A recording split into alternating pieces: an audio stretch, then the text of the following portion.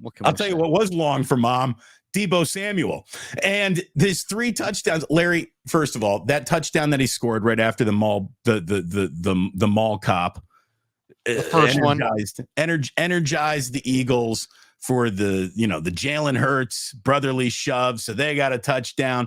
And then all of a sudden, Deebo goes on that 48-yard, I'm going to just shake an eagle right off of me. You thought you had me tackled. What you're going to see is me take this to the house. Oh, he dominated that whole series too, Damon, because he had the kickoff return.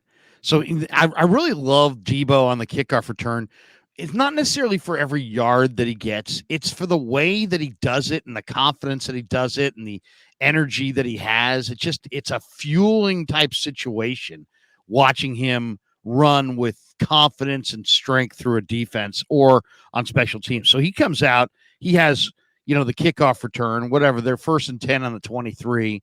Cox sacks Purdy on the first play. And you're thinking, oh my God, they're going backwards again. This is looking really, really bad. The momentum you feel shifted. The crowd's into it. Greenlaw's been ejected. Big Dom is now walking out with his red neck. And all of a sudden, they go Deebo. And one thing about the Eagles is the Eagles on paper were one of the NFL's best teams at limiting yards after the catch. And then for Deebo just to gash him and run right through him to the point where Seth Joyner is on the radio this morning in Philly, just ripping Philly's DBs as poor tacklers. And they were in this game. He just ran right through them. And it was a major shift in the momentum. And you look up and you're like, whoa, 28-13, this thing. And that's when he started waving goodbye, I believe, wasn't it? Or was it not till the Ayuk? Look, it was worse than that. The Jawan, maybe. The Eagles were getting booed off the field at halftime, Larry. I mean, I love that customary? I mean, is that the way they treat their team? This team went to the Super Bowl. They're 10-1.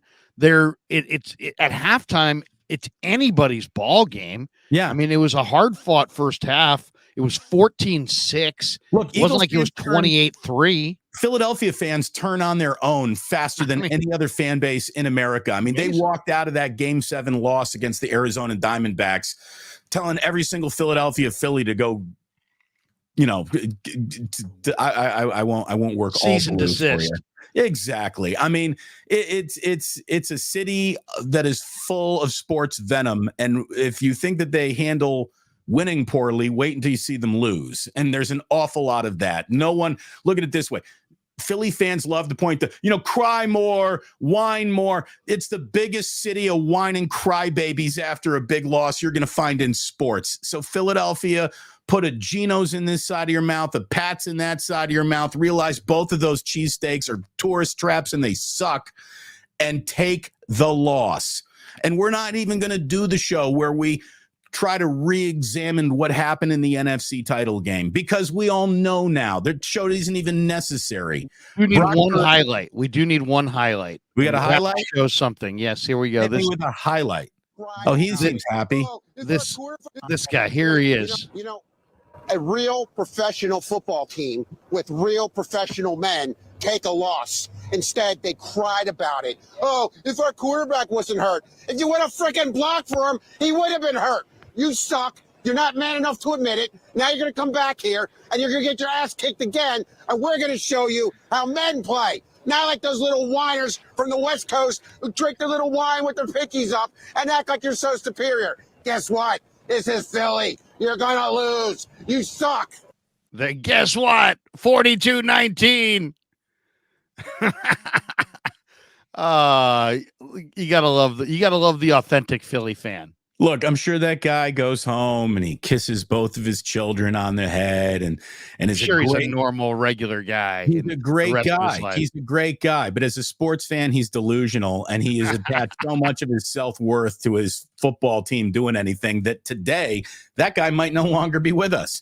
That guy might have jumped off some building or something last night. Pinky in the air, pinky up your ass. That's how bad you got handled last night.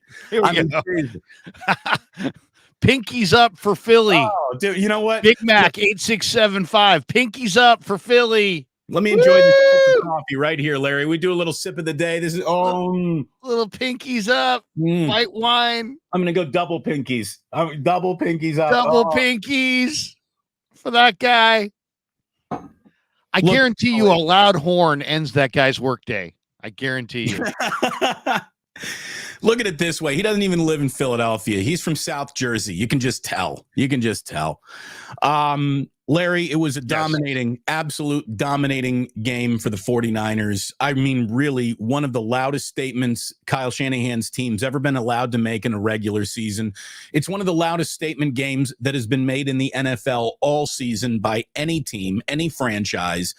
And, you know, we're not some goofy, they're about to be anointed as Super Bowl champion, Yahoo bunch of homers morning show. That's not what 49ers Wake Up is about. 49ers Wake Up tries to frame things properly and in reality. And the reality is that this game could be played back in Philadelphia, and maybe the Niners could lose that game, because that's what the NFL is. That's what the NFL is. The day that you play your best football means nothing to tomorrow.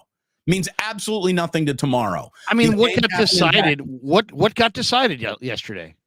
The only thing that really got decided was that the 49ers, if they have to go back to Philly, will roll in with swagger instead of, oh, shucks, I don't know if we can get it done.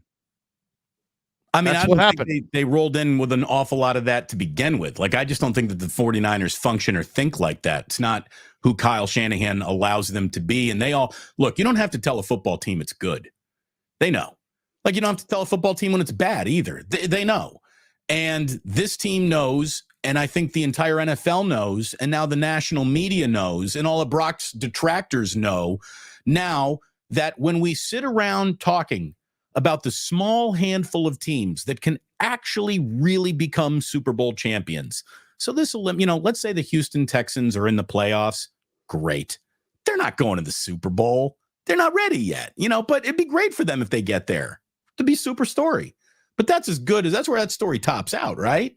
Well, for this year, right. They're building, yeah. I mean, they're in their infancy. They're the impressive preschooler. Exactly. So there are still a small handful of teams that can actually win a Super Bowl. And the 49ers are right in the middle of that handful. You know, Cowboys. I don't know if they're in the middle. I think the 49ers are the top team in the league. Well, I mean, in the middle. I think everybody knows it. When it's all said and done, when the Niners bring their game, they are the best team in the league. And you saw it yesterday. I mean, Eagles are cut the lead to 21-13 on the after, and Greenlaw gets ejected with Big Dom, even though the security guy put his hands on Greenlaw first. And the Niners get it back on their 23. And I thought one of the biggest plays of the game was the 3rd and 7. So, you know, Fletcher Cox stuffs, sacks the quarterback on first down. CMC runs for 5 on 2nd and 12. So they get the 3rd and 7. And Purdy threw a really nice timed comeback route to Brandon Ayuk for a first down against Darius Slay. And it just felt like the Niners took a breath. The next play, CMC rumbles for 16 yards. And the play after that, Purdy goes to Deebo for 48, and he goes untouched through the middle of Philly's defense. And, you know, I mean, you look up and it's 28-13.